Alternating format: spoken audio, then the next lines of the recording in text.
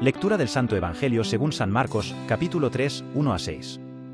En aquel tiempo, entró Jesús otra vez en la sinagoga, y había allí un hombre con parálisis en un brazo.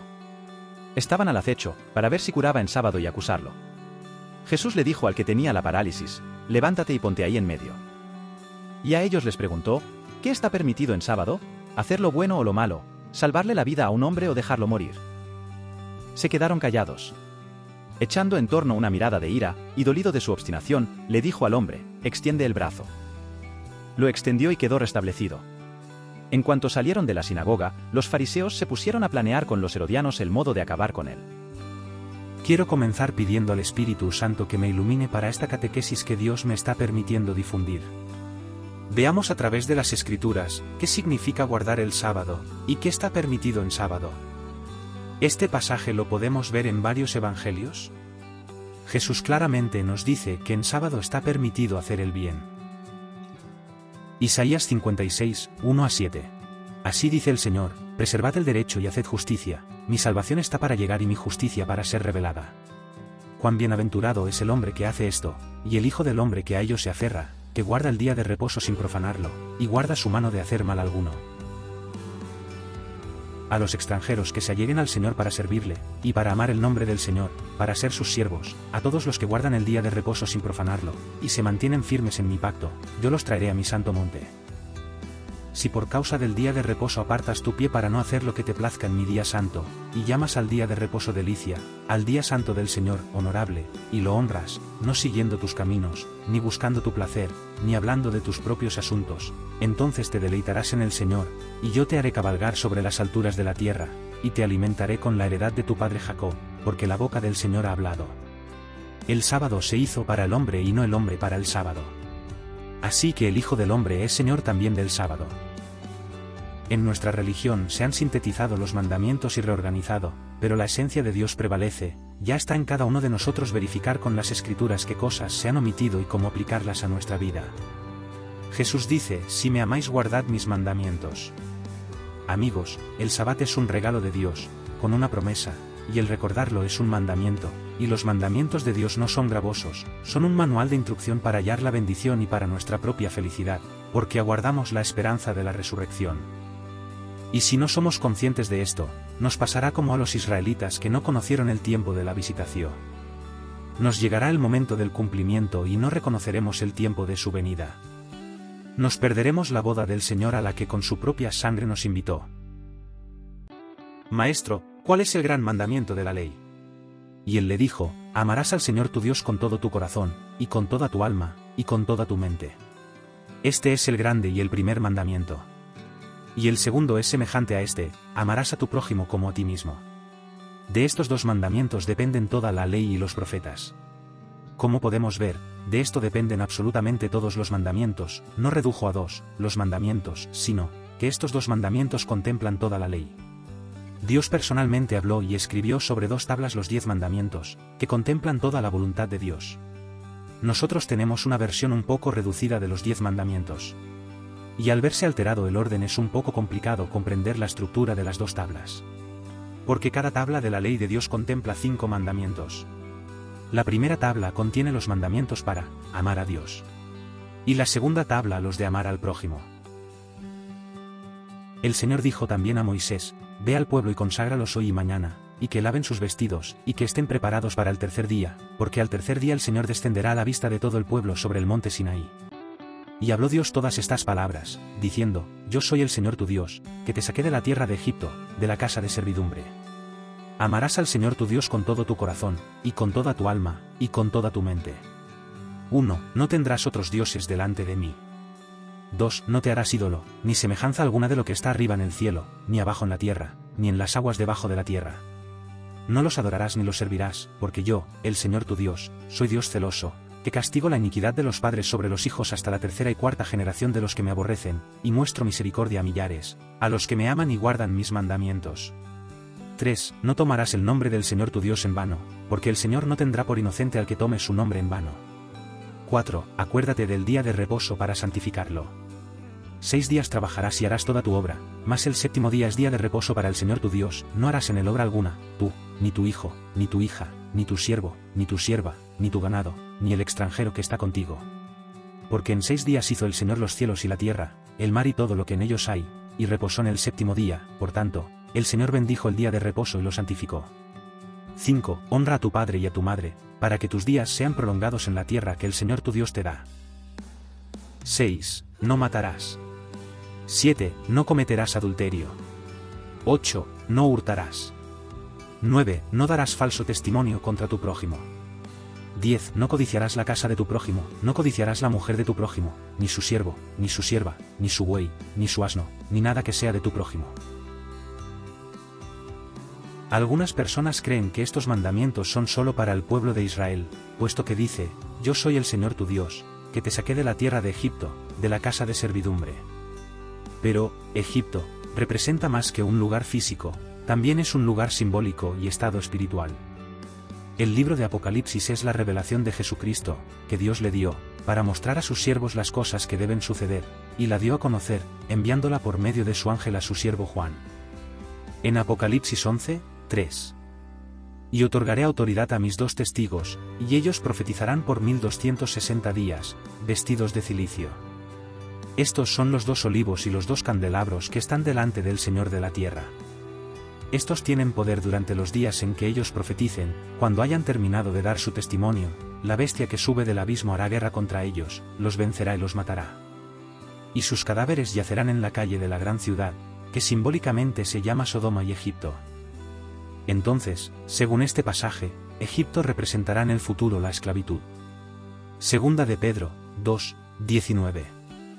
Les prometen libertad, mientras que ellos mismos son esclavos de la corrupción, pues uno es esclavo de aquello que le ha vencido.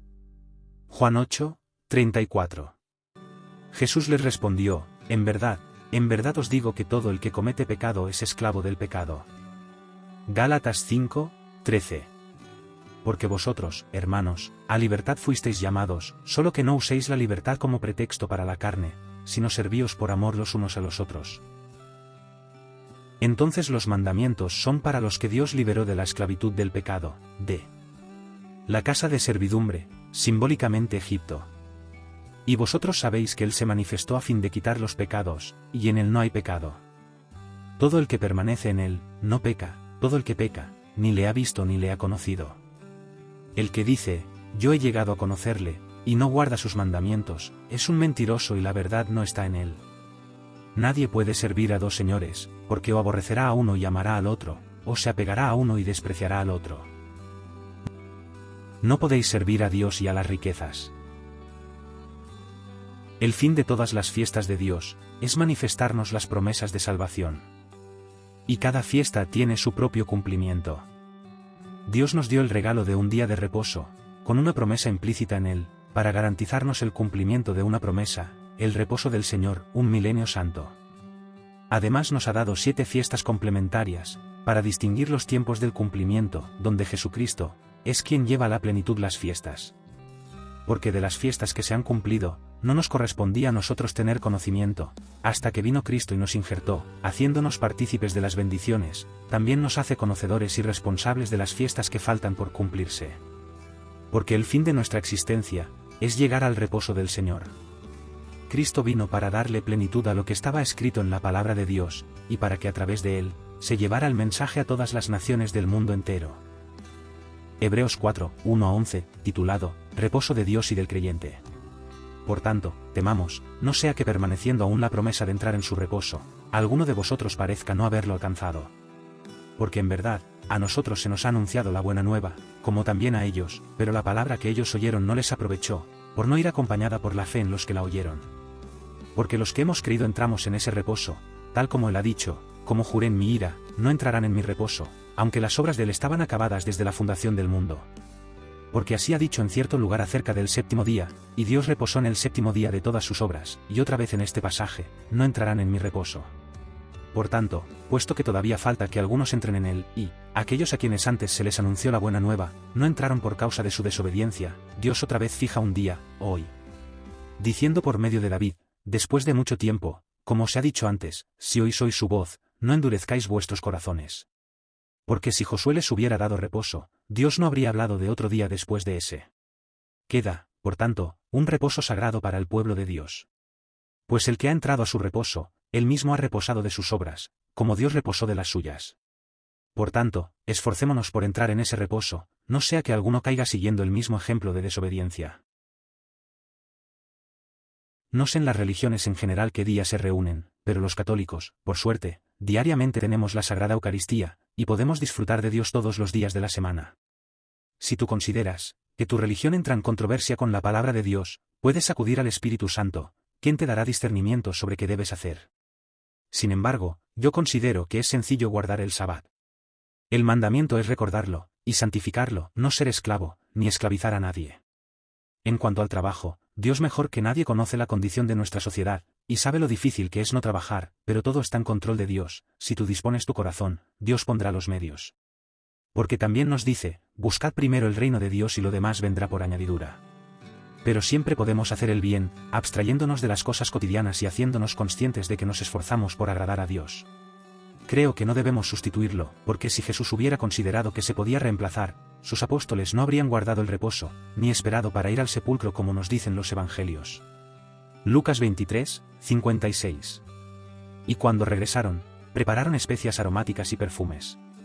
Y en el día de reposo descansaron según el mandamiento. Varios personajes a lo largo de las Escrituras han intentado ganar méritos ante Dios, haciendo ofrendas por sí mismos, sin tener en cuenta su voluntad. No podemos tratar lo santo como algo común, ni lo ordinario como algo santo. Cuando el rey Uzias llegó a ser fuerte, su corazón se hizo tan orgulloso que obró corruptamente, y fue infiel al Señor su Dios, pues entró al templo del Señor para quemar incienso sobre el altar del incienso. El profeta le dijo, no te corresponde a ti, Uzias, quemar incienso al Señor, sino a los sacerdotes, hijos de Aarón, que son consagrados para quemar incienso. Sal del santuario, porque has sido infiel y no recibirás honra del Señor Dios. Pero Uzias, con un incensario en su mano para quemar incienso, se llenó de ira, y mientras estaba airado contra los sacerdotes, la lepra le brotó en la frente, delante de los sacerdotes en la casa del Señor, junto al altar del incienso. Nadab y Abiú, hijos de Aarón, tomaron sus respectivos incensarios, y después de poner fuego en ellos y echar incienso sobre él, ofrecieron delante del Señor fuego extraño, que él no les había ordenado. Y de la presencia del Señor salió fuego que los consumió, y murieron delante del Señor. Entonces Moisés dijo a Aarón, esto es lo que el Señor habló, diciendo, como santo seré tratado por los que se acercan a mí, y en presencia de todo el pueblo seré honrado. Belsasar, descendiente de Nabucodonosor, rey de Babilonia, se ensalzó y utilizó los elementos sagrados, como los vasos del templo de Dios, en una fiesta pagana, con los nobles, sus mujeres y sus concubinas, bebiendo vino en ellos y alabado a dioses de plata y oro, de bronce, hierro, madera y piedra, y Dios envió de su presencia la mano que trazó esta inscripción, Mene, Dios ha contado tu reino y le ha puesto fin. Tekel, has sido pesado en la balanza y hallado falto de peso. Peres, tu reino ha sido dividido y entregado a los medos y persas. Cuando Moisés estaba en el monte Sinaí, mientras Dios le daba los estatutos, reglas y decretos, el pueblo se impacientó y pidieron a Aarón que les hiciera algo que representara al Dios que los sacó de Egipto. Con el oro que llevaban hicieron un becerro de fundición y lo adoraron, ofrecieron sacrificios en honor a Dios. Ellos no estaban creando una representación de otro Dios, textualmente dijeron, este es tu Dios, Israel, que te ha sacado de la tierra de Egipto. Lo que en realidad estaban intentando, era adorar a Dios a la manera que lo hacían los faraones con sus dioses. Y como sabemos esto no fue del agrado de Dios. Caín y Abel. Caín se consideraba a sí mismo bueno, de hecho era un hombre que rendía culto a Dios, pero, quería hacerlo a su propia manera, no como a Dios le agradaba, y el Señor miró con agrado a Abel y a su ofrenda. Pero a Caín y su ofrenda no miró con agrado, y Caín se enojó mucho y en vez de realizar una ofrenda agradable a Dios, decidió eliminar a su hermano, porque en su razonamiento, pensaba que así Dios aceptaría su ofrenda, tratando de manipular la voluntad de Dios. Primera de Juan 3, 12. No como Caín que era del maligno, y mató a su hermano. ¿Y por qué causa lo mató? Porque sus obras eran malas, y las de su hermano justas. Jesús nos advirtió, los expulsarán de las sinagogas, y aún llegará el momento en que cualquiera que los mate creerá que así presta un servicio a Dios. El gran engaño es que creamos que podemos ser como Dios, y determinar lo que es bueno y es malo. E incluso desean someter a Dios a aceptarlos, sin comportarse de acuerdo a su voluntad, quieren educar a Dios, pero, como dice 1 Corintios 2, 16. ¿Quién ha conocido la mente del Señor, para que le instruya? Lo que Dios santifica no lo puede revocar el hombre. Se supone que los sacerdotes deben enseñar lo que Dios estableció. Para que hagáis distinción entre lo santo y lo profano, entre lo inmundo y lo limpio. Sus sacerdotes han violado mi ley y han profanado mis cosas sagradas, entre lo sagrado y lo profano no han hecho diferencia, y entre lo inmundo y lo limpio no han enseñado a distinguir, han escondido sus ojos de mis días de reposo, y he sido profanado entre ellos. En la fundación del mundo, Dios determinó 3 cosas. Pero vemos cómo el maligno siembra la duda sobre lo que Dios ordenó.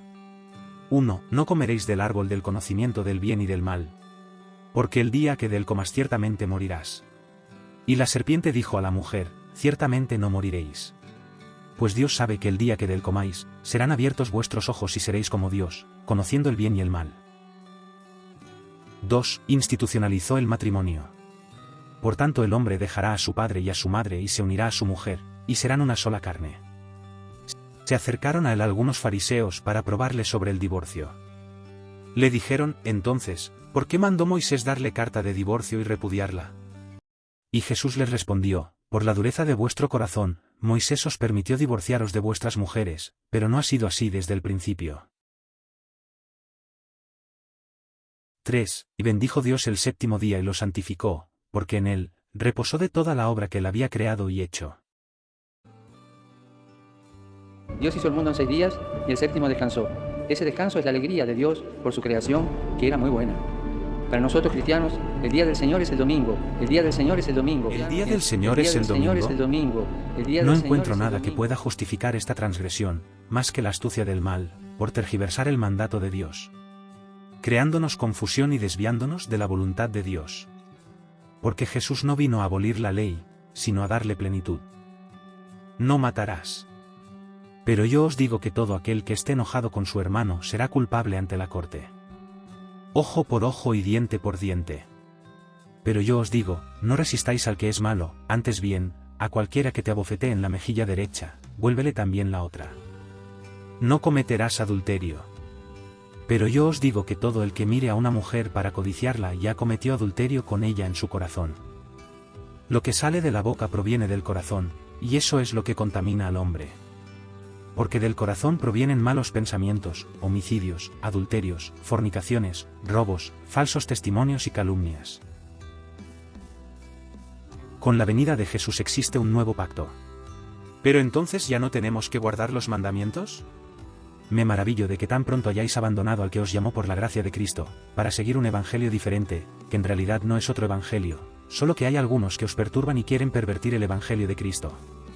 Pero si aun nosotros, o un ángel del cielo, os anunciara otro evangelio contrario al que os hemos anunciado, sea anatema. El nuevo pacto ya estaba en los planes de Dios, desde tiempos antiguos, ya había sido manifestado por medio de los profetas. Veamos lo que nos dicen las Escrituras. Ezequiel 36, 26. Además, os daré un corazón nuevo y pondré un espíritu nuevo dentro de vosotros, quitaré de vuestra carne el corazón de piedra y os daré un corazón de carne. Entonces el nuevo pacto es que la ley que Dios escribió sobre la piedra, la escribiría sobre nuestros corazones. Los discípulos conocían la escritura y citando textualmente Jeremías 31, 33. Nos dice el apóstol en Hebreos 8, 10. Porque este es el pacto que haré con la casa de Israel después de aquellos días, declara el Señor. Pondré mi ley dentro de ellos, y sobre sus corazones la escribiré, y yo seré su Dios y ellos serán mi pueblo. Entonces, el nuevo pacto consiste en que Dios pondrá la ley en el corazón. Dios prometió a Abraham que en su simiente serán bendecidas todas las naciones de la tierra. ¿Por qué dice la Escritura que el pacto es con la casa de Israel? Pablo y Bernabé hablaron con valor y dijeron, era necesario que la palabra de Dios os fuera predicada primeramente a vosotros, mas ya que la rechazáis y no os juzgáis dignos de la vida eterna, y aquí, nos volvemos a los gentiles. Pablo se dedicaba por completo a la predicación de la palabra, testificando solemnemente a los judíos que Jesús era el Cristo. Pero cuando ellos se le opusieron y blasfemaron, él sacudió sus ropas y les dijo, vuestra sangre sea sobre vuestras cabezas, yo soy limpio, desde ahora me iré a los gentiles. Y Jesús les dijo, esto es lo que yo os decía cuando todavía estaba con vosotros, que era necesario que se cumpliera todo lo que sobre mí está escrito en la ley de Moisés, en los profetas y en los salmos. Entonces les abrió la mente para que comprendieran las Escrituras, y les dijo, así está escrito, que el Cristo padeciera y resucitara de entre los muertos al tercer día, y que en su nombre se predicara el arrepentimiento para el perdón de los pecados a todas las naciones, comenzando desde Jerusalén. Entonces la ley sería puesta sobre el corazón de todas las naciones, y es muy importante porque como hemos visto el pecado radica en el corazón. Además, os daré un corazón nuevo y pondré un espíritu nuevo dentro de vosotros, quitaré de vuestra carne el corazón de piedra y os daré un corazón de carne. También nos prometió un espíritu nuevo, que como sabemos esa promesa se cumplió en la fiesta del Pentecostés. Pero la hora viene, y ahora es, cuando los verdaderos adoradores adorarán al Padre en espíritu y en verdad, porque ciertamente a los tales el Padre busca que le adoren. Por lo cual, como dice el Espíritu Santo, si oís su voz, no endurezcáis vuestros corazones. La ley de Dios es para todas las naciones, un acto de amor, que proviene del corazón. Dios nos da el Espíritu Santo para discernir todas las cosas. El séptimo día no se puede reemplazar, porque es sombra profética del reposo santo. Es el cuarto mandamiento y además una fiesta llena de promesas y bendiciones. Guardar el reposo es una adoración a Dios, pero es algo que se hace de corazón y en espíritu, no se trata de rituales, cargas o prohibiciones. Como hemos visto, Jesús solo nos pide hacer el bien y rehusar el mal, recordarlo y santificarlo. Jesús cumple la ley y los profetas. Cualquiera, pues, que anule uno solo de estos mandamientos, aun de los más pequeños, y así lo enseñe a otros, será llamado muy pequeño en el reino de los cielos, pero cualquiera que los guarde y los enseñe, éste será llamado grande en el reino de los cielos. Porque os digo que si vuestra justicia no supera la de los escribas y fariseos, no entraréis en el reino de los cielos. Jesús nos advierte sobre las ambigüedades, especialmente los líderes deben de ser claros con su postura, lo que es pecado se tiene que llamar pecado y lo que es mandamiento se tiene que reconocer mandamiento. Vivimos en un tiempo donde al pecado lo llaman derecho. Cuando ustedes digan sí, que sea realmente sí, y cuando digan no, que sea no. Cualquier otra cosa que digan más allá de esto proviene del maligno. Pues algunos hombres se han infiltrado encubiertamente, los cuales desde mucho antes estaban marcados para esta condenación, impíos que convierten la gracia de nuestro Dios en libertinaje, y niegan a nuestro único soberano y Señor, Jesucristo. Porque vendrá tiempo cuando no soportarán la sana doctrina, sino que teniendo comezón de oídos, acumularán para sí maestros conforme a sus propios deseos. Pero el Espíritu dice claramente que en los últimos tiempos algunos apostatarán de la fe, prestando atención a espíritus engañadores y a doctrinas de demonios. Sabemos que el maligno ha conseguido su mayor triunfo, que es sacar a Dios del corazón de las personas, utilizando las religiones para cometer las peores atrocidades en nombre de Dios. Porque Dios no mandó eliminar a los pecadores, vino a enseñarnos cómo vivir y para que todos pudiéramos venir al arrepentimiento, y así entrar en su reposo. Hay una nueva doctrina sobre algunos pecados que dice que si Dios te hizo así, entonces Dios te ama como eres, que Dios ama al pecador, lo que aborrece es el pecado. Sin embargo nos dice en Romanos. Tal como está escrito, a Jacob amé, pero a Esaú aborrecí. Todos nacemos bajo el yugo del pecado cometido en el jardín del Edén. Pero Dios no eliminó a Caín, aun siendo la simiente del mal, lo advirtió, antes de matar a su hermano Dios le dice, el pecado yace a la puerta y te codicia, pero tú debes dominarlo. Sabemos que Dios lo privó de su presencia, por no tener dominio sobre su pecado. Porque no nos ha dado Dios espíritu de cobardía, sino de poder, de amor y de dominio propio. Debemos de ser conscientes que nuestra lucha no es contra sangre y carne, sino contra principados, contra potestades, contra los poderes de este mundo de tinieblas, contra las huestes espirituales de maldad en las regiones celestiales. Jesús dice: y si tu hermano peca, ve y repréndelo a solas, si te escucha, has ganado a tu hermano. Y el siervo del Señor no debe ser rencilloso, sino amable para con todos, apto para enseñar, sufrido, corrigiendo tiernamente a los que se oponen, por si acaso Dios les da el arrepentimiento que conduce al pleno conocimiento de la verdad, y volviendo en sí, escapen del lazo del diablo, habiendo estado cautivos de él para hacer su voluntad. He buscado en Google, ¿por qué celebramos el domingo? Y lo primero que sale es esto. El domingo Cristo resucita, vence la muerte y completa la obra redentora. Si bien el séptimo día, sábado, Dios descansó al fin de la creación, el domingo es el día en que todo es recreado en Jesucristo. Pero en realidad, Cristo dice muy claro que no ha venido a abolir nada y menos recrear nada. No he venido a abolir, sino a dar plenitud.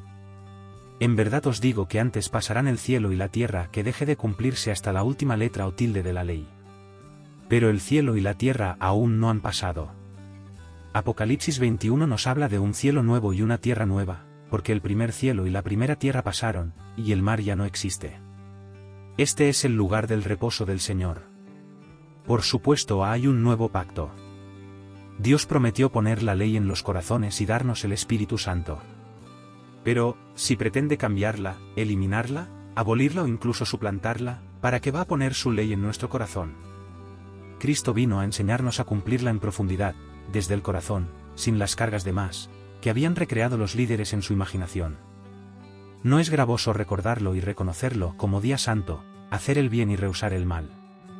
Hay cultos que guardan el sabbat, pero quieren hacerlo añadiendo obra sobre obra y restringiendo cosa sobre cosa. Entonces nuestra justicia no sería mayor que la de los fariseos, porque el reposo del Señor lo alcanzaremos cuando seamos salvos.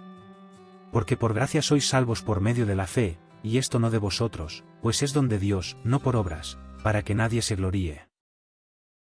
La teoría de que con la Pascua de Cristo se reorganiza la voluntad de Dios, no se sostiene, puesto que cuando Dios determinó las fiestas, diseñó que el sábado sería independiente de las 7 fiestas solemnes. Y recordemos que las fiestas son un regalo de Dios para que podamos distinguir los tiempos del cumplimiento de sus promesas de salvación para toda la humanidad. Dios desde el principio manifiesta su voluntad, y no encuentro nada que sostenga esta teoría. Además, si aceptamos esta teoría, también deberíamos celebrar el sábado, porque Cristo para el domingo ya había resucitado, algo que no me sorprende, porque él mismo se declara Señor del sábado, y aunque tiene la potestad de hacer las cosas en cualquier día, las Escrituras nos muestran que la mayoría de sus milagros fueron en sábado. Veamos, los 4 evangelios nos habla de que las mujeres fueron al sepulcro muy de madrugada, el primer día de la semana, es decir, domingo. Entonces, si miramos la imagen del día domingo según el calendario hebreo, el domingo comenzó al caer del sol del día sábado, pero las mujeres no fueron en la noche sino en la mañana. Vemos en amarillo las primeras horas, entre las 6 o 7 de la mañana. Sabemos que Cristo murió sobre las 3 de la tarde, para terminar el ciclo de los días, debía resucitar a las 3 de la tarde, pero cuando las mujeres fueron ya había resucitado. Por lo tanto tuvo que resucitar el día anterior. De hecho, si tenía que estar 3 días y 3 noches, tampoco murió un viernes. Si para la madrugada del domingo ya había resucitado, tenía que haberlo hecho antes.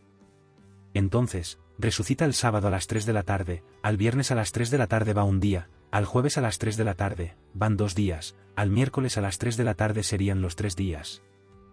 Vamos a verlo en un calendario hebreo. Me voy a centrar en el primer mes del año, Nisan, en el que se celebran las fiestas de primavera. Éxodo 12, 1-3. Y el Señor habló a Moisés y a Aarón en la tierra de Egipto, diciendo, este mes será para vosotros el principio de los meses, será el primer mes del año para vosotros. Hablad a toda la congregación de Israel, diciendo, el día 10 de este mes cada uno tomará para sí un cordero, según sus casas paternas, un cordero para cada casa. Y lo guardaréis hasta el día 14 del mismo mes, entonces toda la asamblea de la congregación de Israel lo matará entre las 2 tardes. Es la Pascua del Señor. Entonces desde el 14 de Nizán entre las 2 tardes, es decir, sobre las 3 de la tarde, hasta el 15 de Nizán a las 3 de la tarde, es el primer día.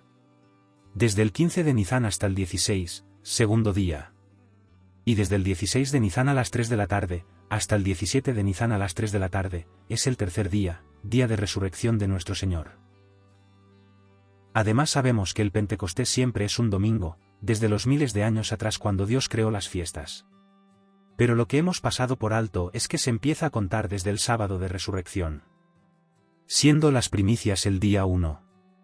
Es decir, del 17 al 18, día 1, del 18 al 19, día 2, y así. Como podemos ver se cumple perfectamente y a detalle, sin controversias las fiestas.